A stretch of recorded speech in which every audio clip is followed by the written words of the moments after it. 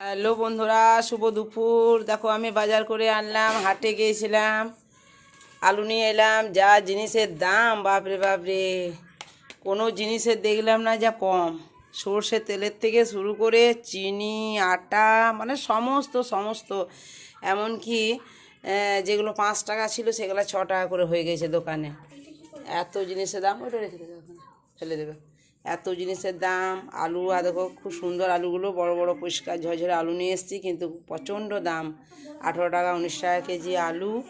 আলুটা নিয়ে এলাম, এই দেখো। আর সবজি নিয়ে এসেছি, টুকটাক করে অনেকগুলো সবজি নিয়েছি। শসা নিয়েছি, পেঁপে নিয়েছি, টমেটো নিয়েছি, তিতো কাল্লাও নিয়েছি, আর এদিকে অল্প ঘি কাল্লাও নিয়েছি, ঘি করলা। আর বিমসুটি নিয়েছি, গাজর নিয়েছি, বেগুন নিয়েছি, ঝিঙে নিয়েছি। অনেক দাম, 60 টাকা, 50 টাকা, 60 টাকা, 70 টাকা, 80 টাকা কিলো। কুমড়ো নিয়েছি, পাকা কুমড়ো।